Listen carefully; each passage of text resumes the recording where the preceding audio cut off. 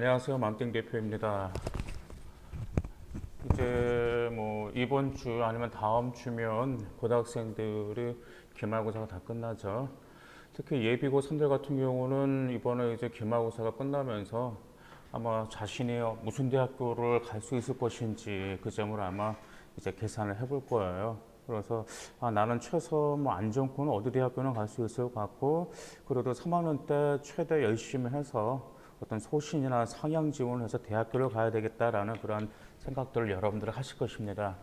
오늘은 제가 방송에서 좀 찾아뵙고 말씀드리고 싶은 것은 이번 겨울방학 때 고등학교 2학년들은 반드시 이 점을 해야 된다라는 점을 말씀드렸습니다. 그 점은 바로 자기소개서 작성입니다.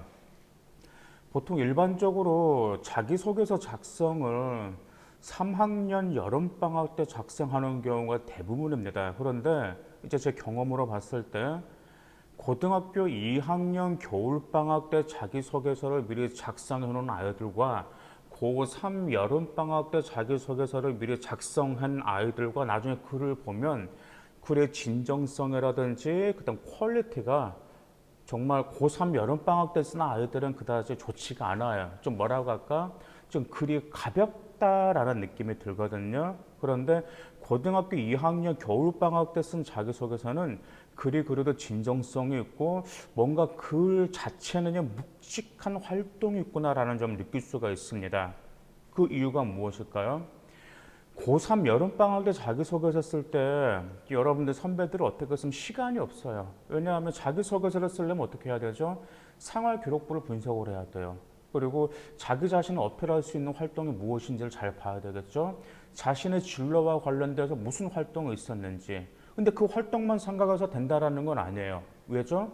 그 활동을 한 동기가 무엇인지, 그 활동을 하면 또 어떤 어려움이 있었는지, 그 어려움을 어떻게 극복했는지, 그로 인해서 무엇을 배웠는지, 그리고 나서 대학교 들어가서 어떻게 변화된 사람이 될 것인지, 이 점의 스토리가 나열돼야 돼요. 근데 시간을 촉박하다 보니까 그런 자체가 나열되지 않습니다.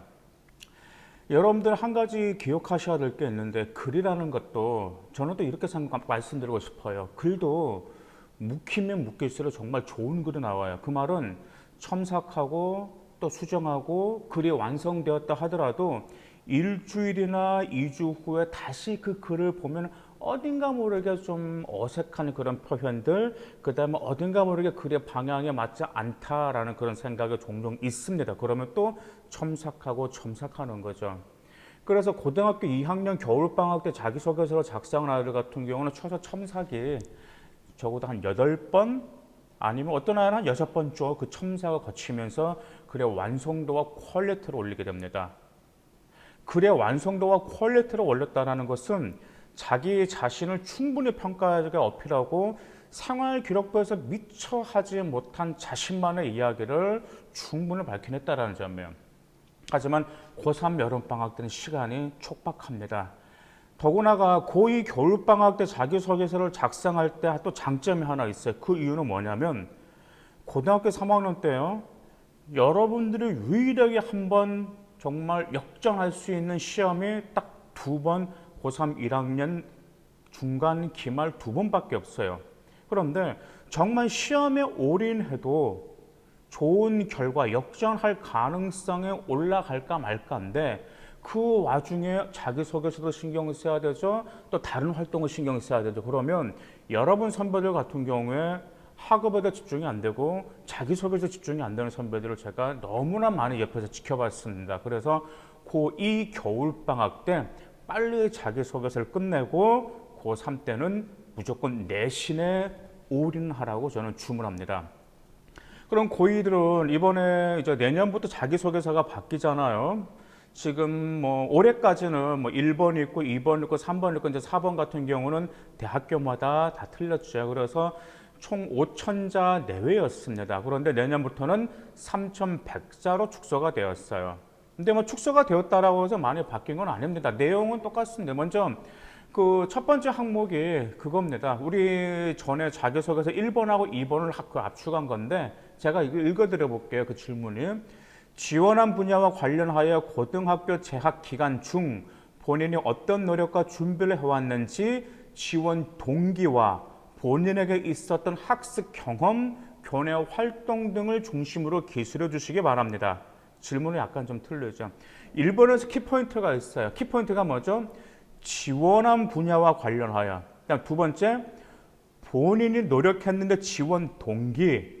그리고 세 번째, 경험과 활동을 기술하라. 이것은 옛날처럼 단지 뭐 개조식으로 자기소개서를 써서는 안 되고 서술형, 즉 하나의 스토리라인으로 자기소개서를 제출해달라는 겁니다. 그런데 이게 상당히 좀 어려워요. 옛날 개조식 같은 경우는 종종 그러죠. 자기가 어떤 활동을 하고 그 활동을 왜 했는지, 그 활동에서 뭘 배웠는지 또 이야기하고 또 이야기하는 식이었는데, 이번 같은 경우는 정말 동기에서부터 그 다음에 그것을 학습한 과정에서부터 그 다음에 그 어려움을 부딪힘, 그 다음에 극복 과정이라든지, 그 다음 그로 인해서 무엇을 배웠는지 그날 하나의 스토리라인이 나와야 된다는 점이에요. 주인공은 누구죠? 바로 여러분들이에요. 그래서 여러분들이 자기소개서에서 정말 멋진 주인공식으로 스토리라인을 구성해야 되기 때문에 이것은 한 번에 글이 완성된다라고 볼 수가 없습니다. 이건 아마 작가들은 한 번에 완성할 수는 없어요. 왜요? 첨삭하고 다듬고 다듬어야 됩니다. 그럼 제일 중요한 건 뭘 해야 되죠? 글의 소재를 찾아야 됩니다. 그리고 소재를 어디서 찾아야 될까요? 네, 맞죠. 생활 기록부를 분석하셔야 됩니다. 여러분이 지원한 학과가 있겠죠. 그 지원한 학과와 관련된 학교 활동이 있겠죠. 그 활동 중에 자신이 두드러지게 그리고 자신이 주도적으로 했던 활동이 무엇인지를 먼저 추려낼 필요가 있어요. 그럼 그것을 추려냈다 쳐요. 추려내고 나서 뭘 해야 될까요?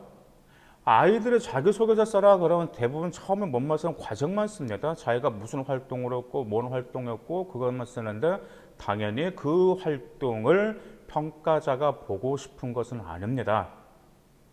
그 활동을 한 동기를 먼저 한 줄로 요약을 하시고요. 그 다음에 도전. 동기는 자기가 아무래도 그것을 내가 왜 그 활동을 했는가라는 호기심이 들어갔겠죠. 두 번째는 이제 도전이 들어가는 겁니다. 도전도 한 두 줄 정도 쓰시면 돼요. 그래서 그 호기심을 해결하기 위해서 내가 무슨 도전을 했는지를 또 두 줄로 요약을 해보세요. 일단 세 번째, 도전하면서 어떤 어려움이 있었는지 그것도 그냥 막 요약하시면 됩니다. 일단 네 번째, 어떻게 극복했는지. 이제 극복했다라는 것은 여러 가지 있겠죠. 선생님의 도움을 받았다라든지 어떤 멘토의 도움을 받았다라든지 친구의 도움이라든지 아니면 자기 나름대로의 어떤 뭐 보고서 활동을 통해서 어떤 도움을 받았다라든지 이런 극복 과정이 있겠죠. 그리고 나서 배운 점이 무엇인지를 요약하시기 바랍니다.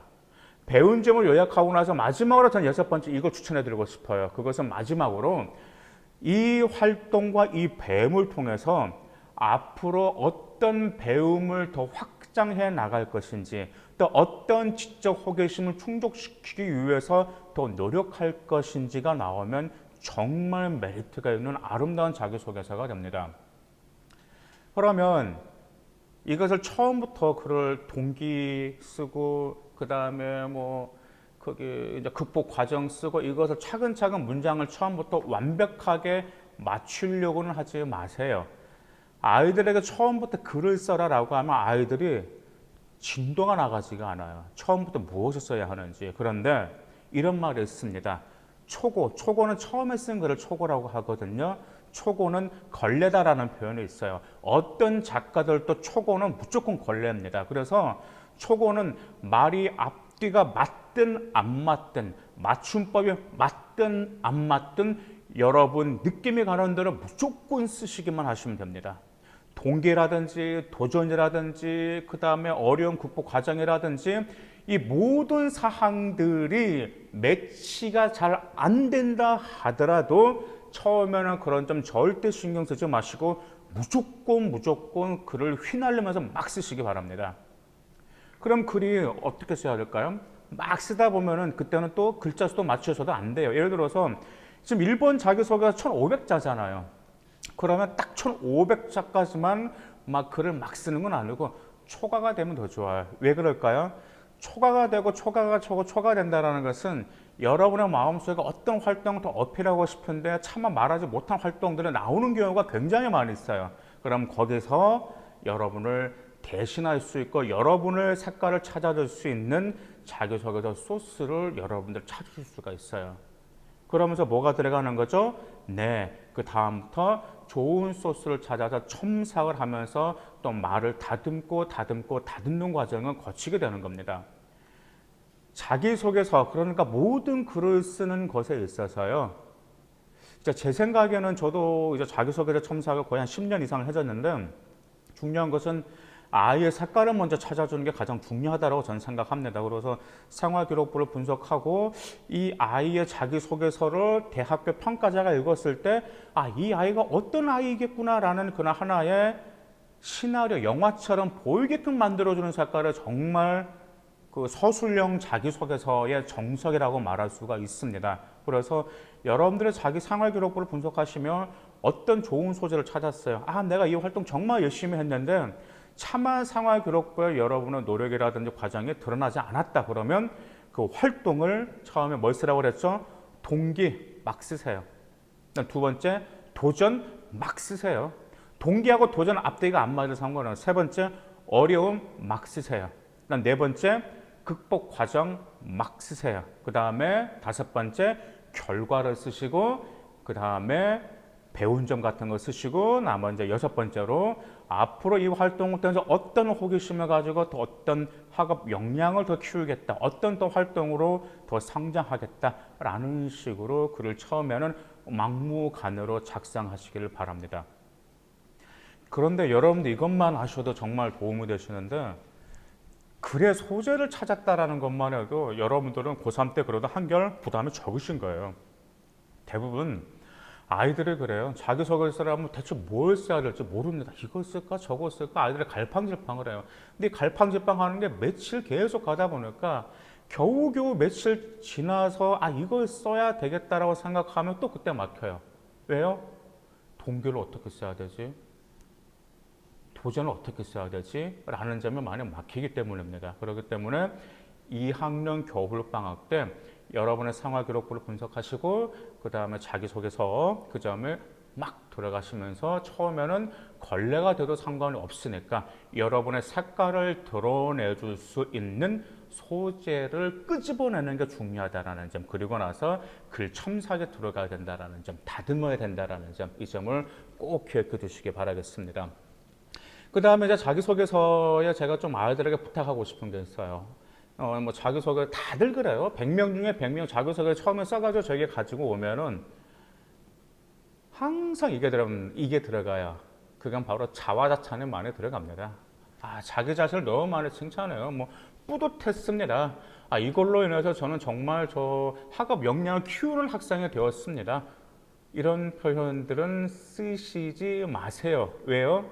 여러분 자신의 평가하는 건 아니잖아요. 누가 평가하는 거죠? 평가자가 평가하는 겁니다. 그래서 자화자찬 너무 많이 들어가면 좀 글이 좀 뭐랄까 글을 보면 좀 약간 좀 미식거리는데 속이 좀 메스껍다라는가 좀 그런 느낌이 있습니다. 저희 입장에서는. 그렇기 때문에 자화자찬하지 마시고 일단 두 번째, 제발 이성적으로 글을 쓰시기 바랍니다. 이제 여학생들이 종종 글을 자기소개서를 최대한 자기 자신을 돋보이려고 하는데 약간 좀 불쌍하게 보이려고 하는 여학생들 글이 종종 있어요. 그래서 감성적으로 쓰는 글도 종종 있습니다. 하지만 감성적인 글은 여러분에 절대 도움이 되지 않기 때문에 이성적으로 객관적인 사실을 가지고 여러분의 능력과 여러분의 활동과 여러분의 역량을 보여주는 이성적인 글로 쓰시기 바랍니다. 그리고 또 세 번째, 또 이 점도 지켜주시기 바랍니다. 부정적인 표현은 많이 사용하지 마세요. 긍정적인 표현을 사용해도 좋겠습니다. 그 이유가 뭐냐면, 이제 이번에도 이제 자기소개서 이제 이번 질문을 말 그대로 뭐냐면 학교 공동체에 기여한 교내 활동을 통해서 본인의 특성을 드러내라. 그러니까 자신의 인성이라든지 나눔, 배려, 리더십의 그런 특성들을 자기소개서를 이제 작성해야 되는데 대부분 여기에서 아이들이 부정적인 표현을 많이 씁니다. 친구들 간의 갈등 사례 같은 경우가 대부분 많이 들어가죠. 그 다음에 어떤 친구가 우리 팀플레이에서 그 다음에 팀 프로젝트에서 협력적이지 못하고 혼자서 뭐 그다지 열심히 안 한 친구에 대해서 그런 사례들도 자기소개서를 많이 씁니다. 그런데 쓰는 건 좋긴 좋아요. 근데 그 글들이 대부분 부정적인 글로 가는 경우가 너무 많습니다. 그래서 이런 것을 쓰실 때는 자기소개서를 어떻게 써야 되냐면 처음에는 부정적인 표현을 조금 쓰긴 쓰되 부정적인 표현을 긍정적인 표현으로 돌리는데 긍정적인 표현을 어떻게 돌리냐면 그 활동을 통해서 자기 자신이 어느 정도로 성장했는지 포커스를 맞춰야 되지 정말 그 활동이 얼마나 힘들었는지 정말 그 활동에 뭐 정말 그 평가자에게 너무 이거 뭐랄까 좀 고자질 스타일로 나오는 그런 자기소개서들이 있습니다. 그렇기 때문에 그런 점들은 꼭 피하시기를 바라겠습니다. 이제 이 유튜브를 보시면서 아마 그 여러분들은 이제 댓글로 아니면 뭐 이렇게 자기소개서 그 점을 이제 문의를 주시면 제가 좀 시간 내서 말씀드릴 텐데요. 일단은 제가 경험으로 봤을 때 지금까지 10년 동안 아이들의 수많은 아이들의 자기소개를 다 봤습니다. 첨삭도 굉장히 많이 했고 이번에 같은 경우도 자기소개서를 정말 여러분들이 원하는 대학교 스카이 그리고 많은 자기소개 첨삭을 하고 1차가 다 합격하고 이제 면접까지 다 마쳤는데 제가 항상 보는 거 이겁니다. 아까 제 스타일은 이겁니다. 제일 처음으로 생활기록부에서 여러분의 소재 색깔을 찾아야 되겠죠. 일단 두 번째 자기소개서에서 이 색깔을 여러분을 더 두드러지게 만들어 줘야 됩니다. 그러면서 뭘 불러일으켜야 되냐면 호기심을 불러일으키는 자기소개가 저는 제일 좋다라고 생각을 해요. 그래서 이번 한 여학생이 있었는데 상향 지원했거든요.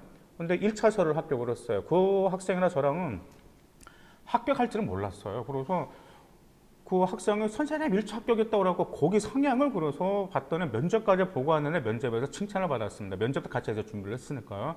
근데 평가자가 이렇게 말했습니다.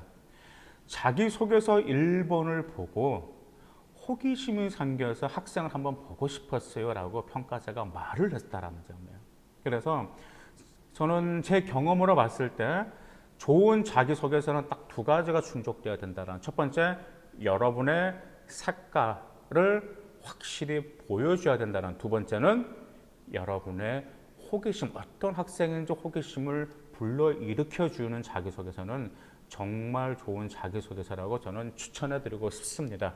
그런 자기소개서는 한 달 만에 나올까요? 전혀 나오지 않습니다. 과정이 있어야 되고 김치가 숙성에 필요하듯이 글도 숙성이라는 게 필요해요. 아무리 글이 잘 쓰여졌다 하더라도요. 1주, 2주 지나서 보면 그 글이 형편이 없어요. 그럼 그때 참석을 했잖아요. 근데 또 1주, 2주 지나면 또 글이 또 형편이 없어요. 그러면서 쭉쭉쭉쭉 참석하다 보면 나중에는 정말 여러분들 마음에 군더더기 하나도 없는 정말 알짜배기 글이 나온다는 점 기억하시길 바라겠습니다. 감사합니다.